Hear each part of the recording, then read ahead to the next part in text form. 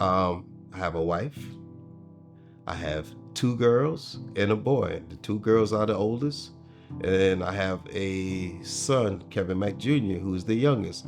My oldest daughter, her name is Brianna Mack, and the youngest daughter is Danielle Mack.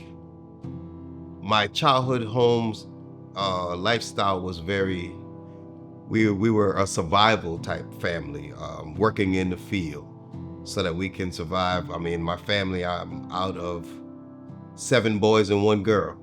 So we had an army of our own, farming, fishing, surviving off the land, surviving out of the water.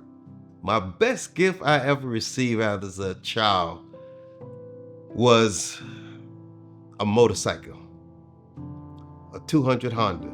You couldn't tell me I wasn't the guy. I was the best guy. I was the best man on Seaside Road at that time. So, all this happened after everyone else have graduated and left the house. So it was only me. Funds was left over.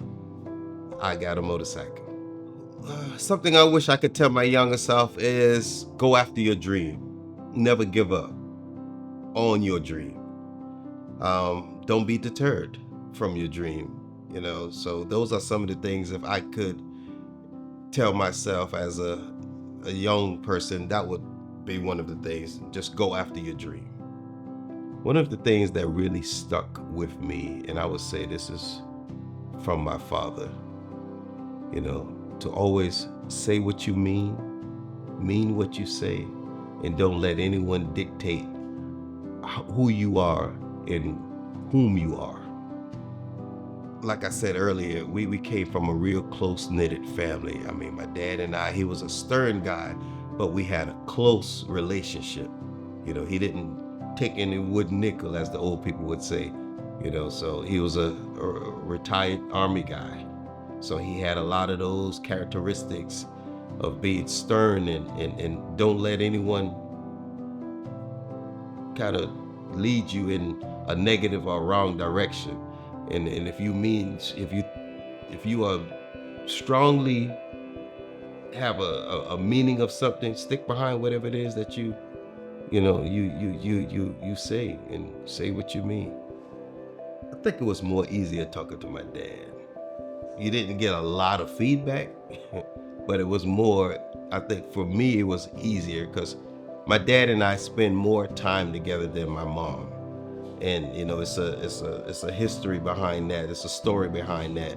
But my biological mom is not who I grew up with. My biological mom died at my age of 3. So therefore I kind of gravitated more to my dad than my mom at that point in time. And why?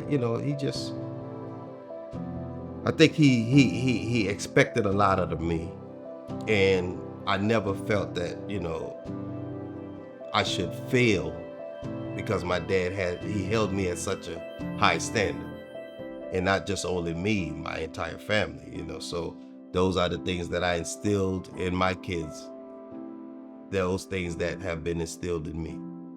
The first moment I held my son,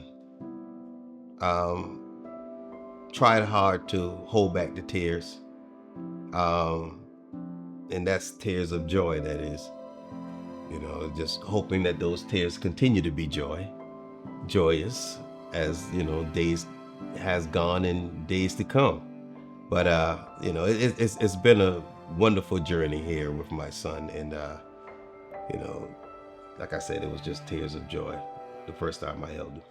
That one thing about KJ that always makes me smile is that he has some of the characteristics that I have.